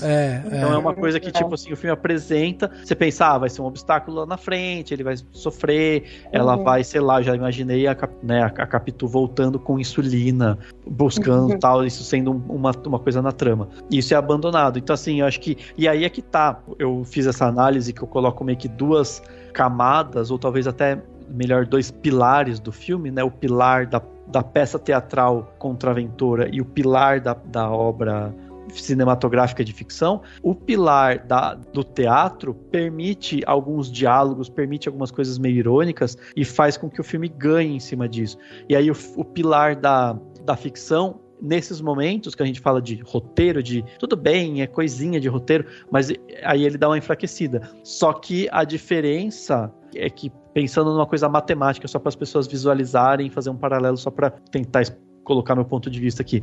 A diferença é que aqui a gente tem dois pilares e um deles tem momentos que enfraquece. Então ele tipo é 25% enfraquecido. Enquanto que quando a gente falou o podcast do Marighella, a gente criticou bastante o filme e apontou os problemas dele, mas daí ele tinha um único pilar, que é o do filme, né, cinebiografia e tal. E aí esse pilar, o único pilar, era enfraquecido, digamos que 50%, né? Então aqui a gente tem 50% da metade, que é 25%. Então é só pra... Não sei se faz sentido o que eu tô falando. Que confusão do caceta. É porque a gente tá... Eu tô, tipo, ele tem um momento de enfraquecimento, mas tipo, é só numa dessas camadas, entendeu? Entendi. Você esquecer do remédio do cara, no pilar do teatro e de uma sátira, da coisa mais teatral e tal, você não perde tanto, porque... Entendeu? Tipo, é uma sátira, você tem outros níveis aqui. Mas eu acho que o nível da narrativa, acho que é possível apontar essas questões aí do filme, sabe? Eu não vejo esses dois pilares tão desenhados dessa forma, porque da maneira que você fala, me parece aquele filme Um Limite Entre Nós, sabe? Do Denzel Washington com a Viola Davis, que é um filme super teatral, assim. E esse daqui, pra mim, não tem isso. Esse, pra mim, é a única... característica que veio de uma peça, entendeu? Mas... sim. É que eu vi muito da peça, eu consegui muito enxergar a peça, mas é isso. É uma interpretação que eu estou fazendo, entendeu? E aí eu tô, tipo, mostrando como que esses momentos que enfraquecem, não enfraquecem tanto quanto os que enfraquecem o Marighella, só por uma questão de comparativo, no sentido de que a gente também falou do filme do Marighella. Sim, entendi. eu acho assim que a questão da insulina faz sentido mesmo, esse abandono. Eu concordo com você. Era uma coisa que, tipo, se foi mostrada daquela forma, né, e eles dão ênfase pra isso, realmente deixar pra depois e não falar o que aconteceu, tipo, poderia ter fechado o ciclo, né, da insulina insulina simplesmente com a Capitu dando uma insulina nele, pronto, resolvia e tava ok. Ou mas até a personagem da namorada do André conseguindo isso, tipo, exatamente. Mostraria como ela tá, tipo, aliada mesmo estando numa situação de privilégio. Né? Mas eu acho que então, mas essa parte eu acho que ok, mas aí se fosse fazer uma super interpretação, entraria de novo naquilo que eu tava falando sobre o apartamento como esse símbolo do encarceramento, e aí ser a falta da insulina remeter diretamente à falta de saúde também e tal, mas de novo, seria uma super interpretação.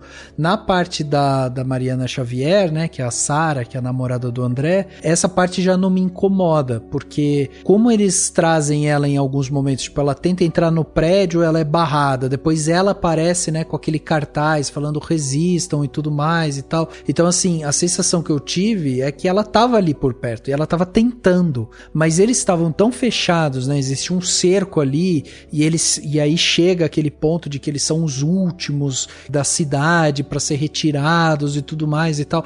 Então existia, tipo, toda uma pressão midiática, política ali e tal, que ela não conseguia, tanto que ela precisa ir no apartamento do lado, arremessar uma pedra, e daí depois que ela manda o negócio ainda descobrem que foram ela, e aí você tem a invasão, né, invadem o prédio do lado, e aí as pessoas saem do prédio, ela precisa sair de lá também. Então assim, eu achei que o lance dela com o André tava bem resolvido, entendeu? Tipo, aquilo ali não me incomoda tanto. O da insulina, sim, da insulina me incomoda um pouco mais.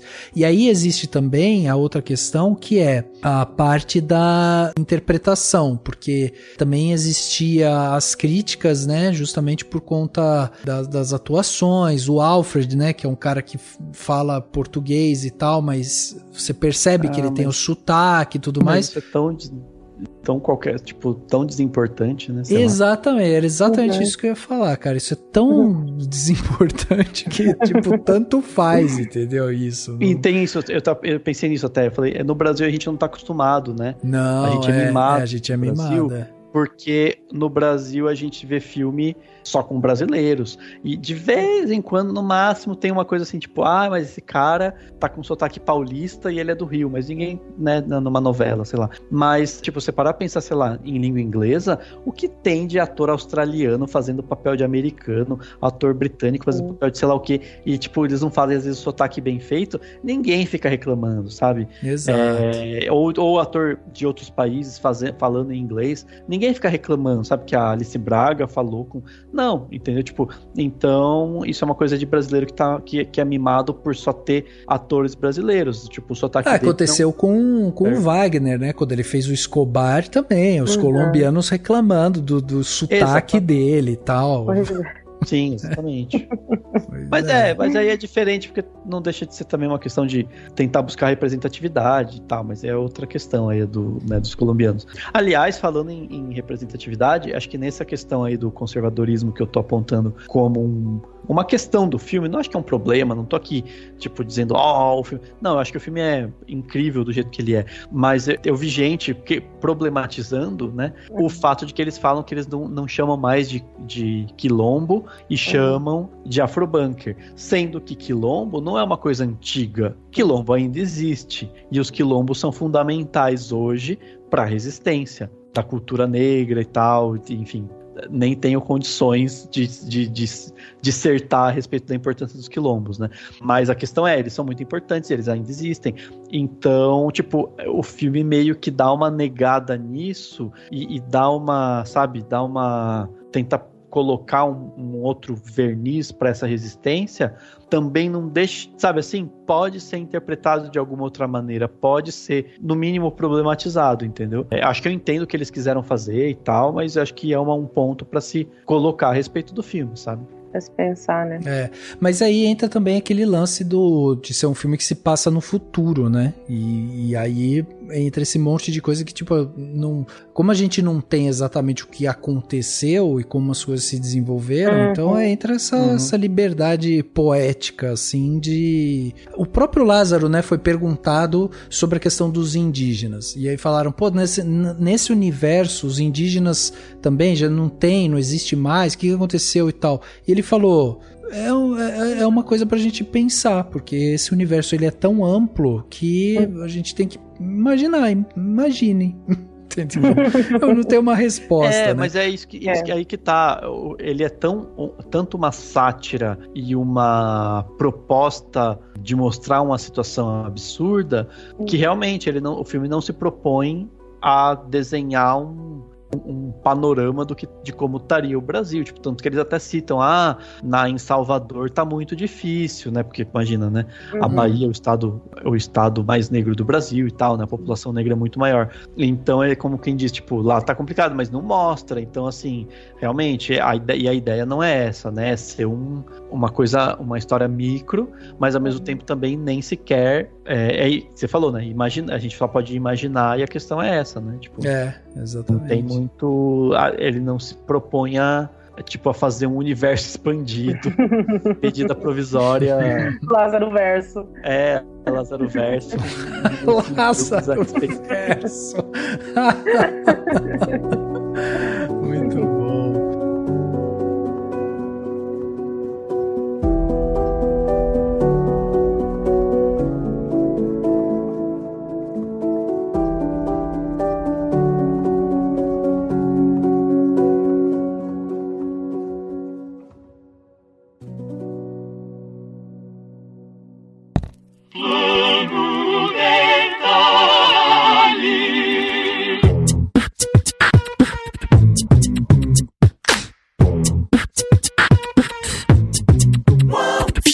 Detalhe da semana, né? Aquele momento aqui onde a gente dá dicas pra você. Eu acho que a principal dica que a gente tem, o principal plano de detalhe aqui que a gente tem é: vá ao cinema mais próximo de você e assista a Medida Provisória, acima de tudo. A gente tá falando de um filme que é sucesso em bilheteria, um filme dirigido aí pelo Lázaro Ramos, um filme muito bom.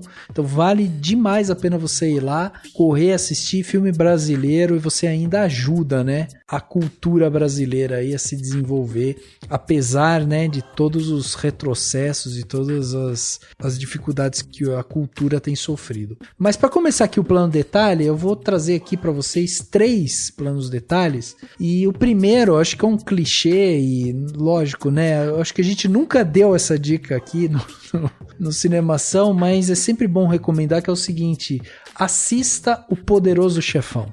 É um filme que é muito bom assim para você assistir, você entender um pouco mais de cinema, né? Você ir lá assistir com calma, vai pausando, vai entendendo as cenas. Tem muita coisinha ali, muito detalhe que é encantador assim de você entender uma boa história. E eu tô falando isso porque eu assisti recentemente agora a parte 2 do Poderoso Chefão, vou assistir a parte 3, quero assistir tudo, né? E cara, é impressionante como esse filme é bom. Eu e o Dani fizemos um curso de 2 semanas aí focado no primeiro filme, e a gente destrinchou o filme inteiro, todos os detalhes. É isso, a gente tá se preparando para lançar um podcast sobre o filme, então fica a recomendação para você já assistir, já ficar preparado. Será que os nossos ouvintes estão prontos, Dani, para essa conversa sobre o Poderoso Chefão? Prontos estão, tem que ver quanto tempo vai durar o podcast. 5 horas. É verdade. O meu outro plano detalhe aqui é um aplicativo, um site, enfim, que se chama Just Watch. Eu já tinha recomendado ele um tempo atrás, vou voltar a recomendar. Por quê? Porque eu usei ele, inclusive, para saber onde que o Poderoso Chefão estava passando, né?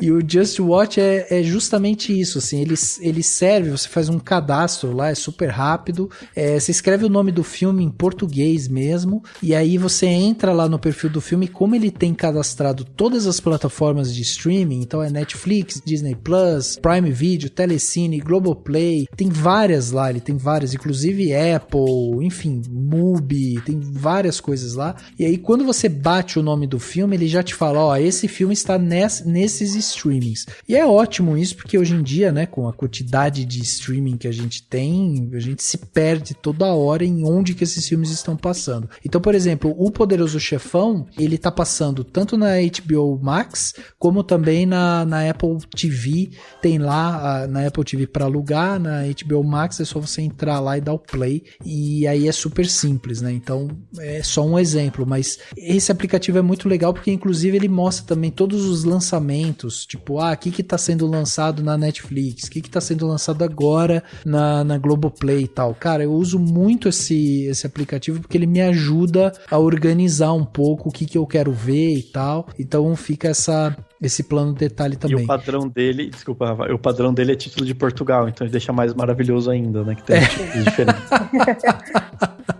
É verdade, Poderoso Chefão tá como o Padrinho, por exemplo. Padrinho, mas ainda é tranquilo, é que tem uns nomes diferentes, é legal. Sim, é verdade. Deixa tudo mais animado, né? Isso aí. E por fim, um último plano detalhe aqui é um texto que eu acho que tem muito a ver com o que a gente conversou hoje aqui, um texto da Fabi, que é a autora nova aqui do Cinemação, e é um texto que ela publicou recentemente lá, que chama Pautas Sociais Podem Salvar um Filme? E aí ela faz uma reflexão justamente sobre isso, assim, se o filme ele não é tão bom, mas ele tem uma pauta social nele, isso ajuda a salvar o filme, sim ou não?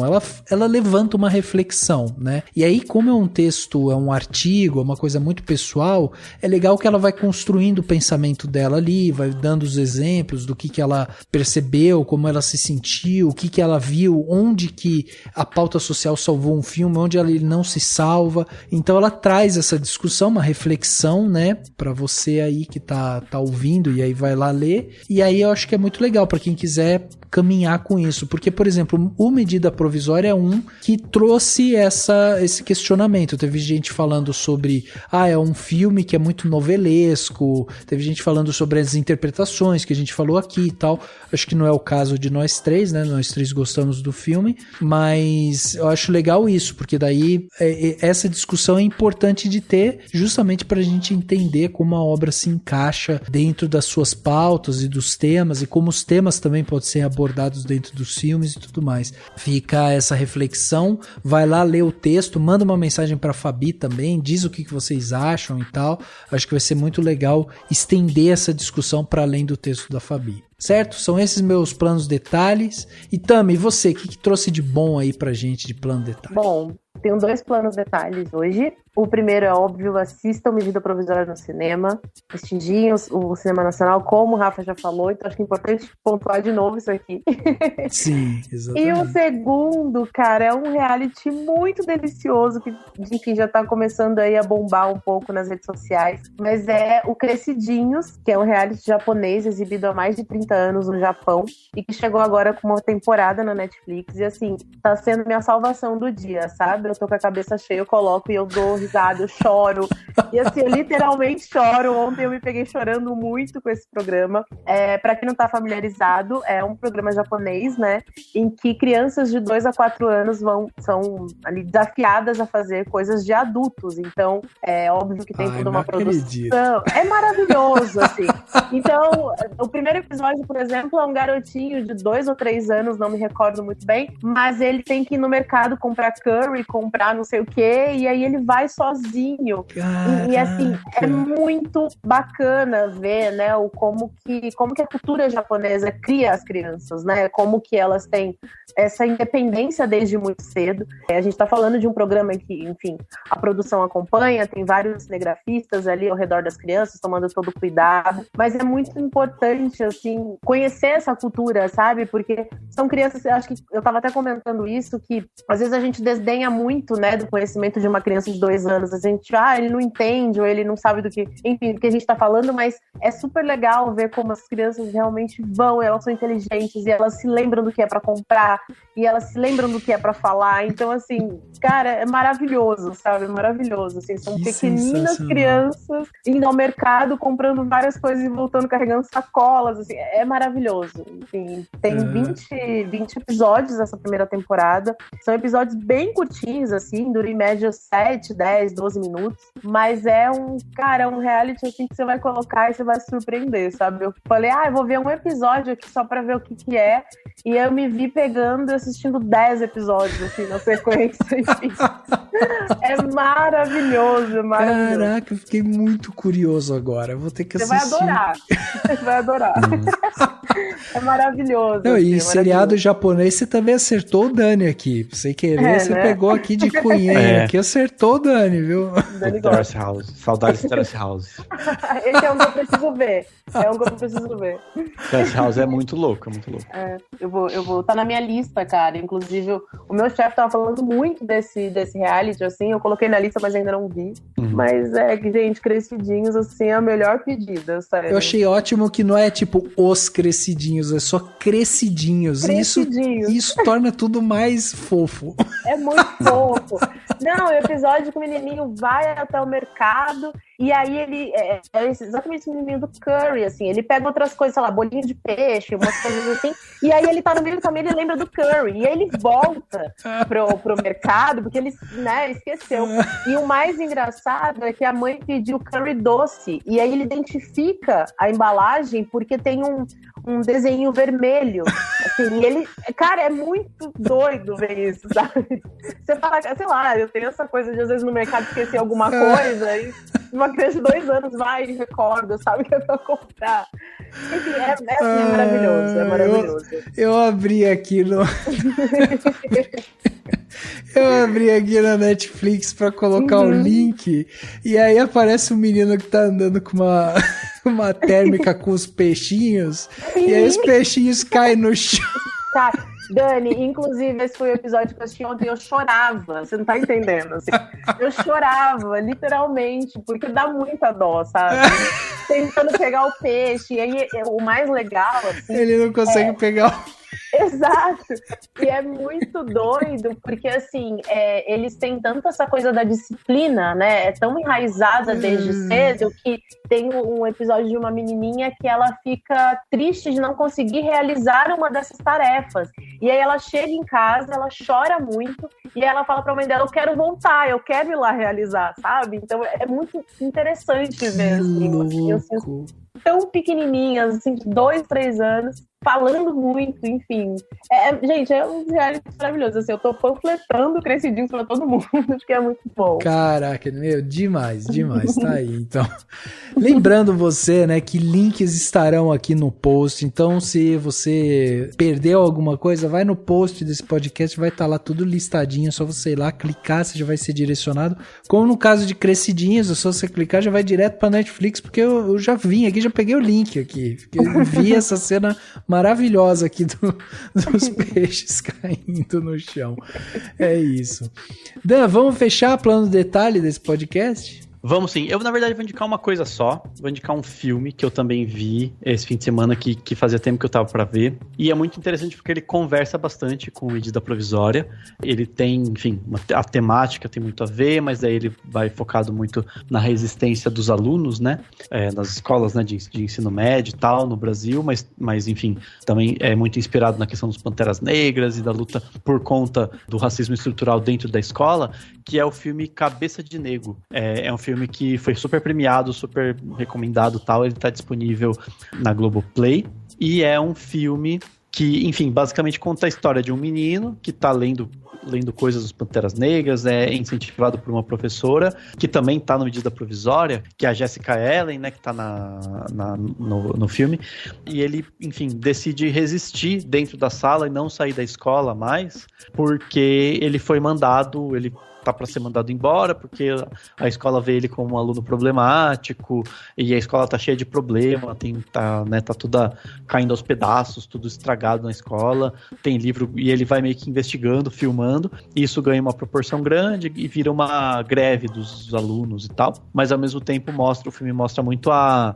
resistência da instituição, os professores, os diretores da escola, com aquele discurso, né, tipo, que não enxerga, né, o aluno, só enxerga pra burocracia e tal.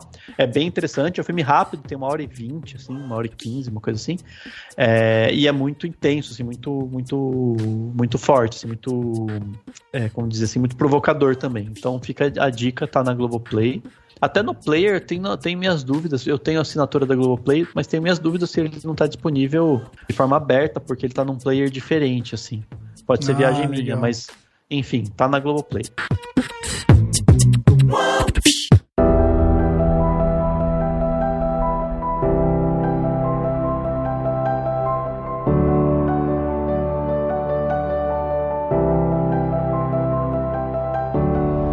Muito bem, então é isso. Chegando ao final aqui de mais um podcast Cinemação 456, batemos esse papo aqui sensacional sobre Medida Provisória. Pois é, esse filme aí, estreia, né, do Lázaro Ramos como diretor de um filme, e a gente teve a felicidade aqui de discutir sobre esse filme, falar um pouco sobre nossas impressões, as sensações que esse filme trouxe. Cara, que papo legal, que papo rico, e a gente só tem que agradecer aqui a Tami, que veio mais uma vez ajudar a gente a discutir sobre o filme. Tami, então muito obrigado de novo, e deixa seu convite aí para quem quiser acompanhar você em rede social, quem quiser acompanhar você no Cineclick, né?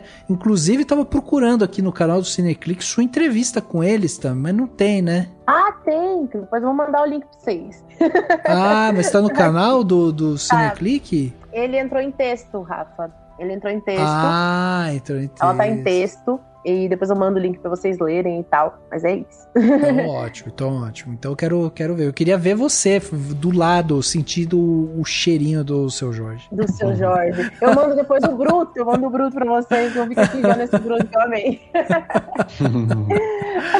Legal. Então, me diz pra gente, então, redes sociais aí e como que faz, né, pra te encontrar. Gente, obrigada mais uma vez pelo convite. Enfim, reforçando o quanto eu amo estar aqui com vocês e discutindo e falando sobre tudo isso que a gente ama falar aqui em cinema. Então, muito obrigada mais uma vez, Rafa. Muito obrigada, Dani. Bom, vocês podem me encontrar lá no Cineclick, que é cineclick.com.br.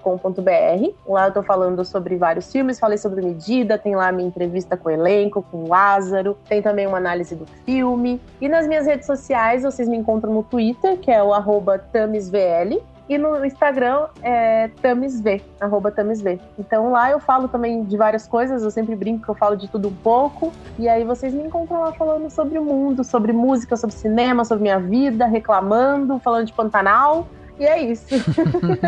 Obrigada mais uma vez. Demais. Obrigado a você, Tami. Foi demais. Muito obrigado.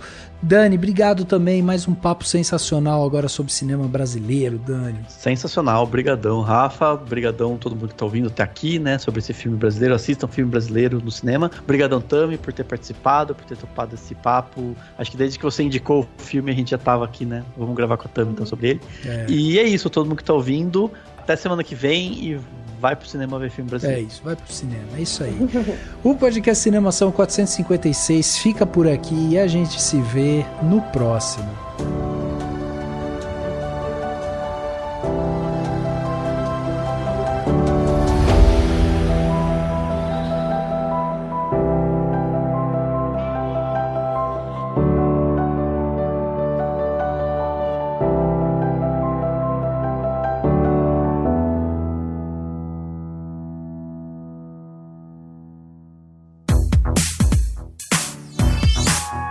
Podcast foi editado pela Isso Aí Design. Tudo isso é forma com função. É design estratégico. É isso aí.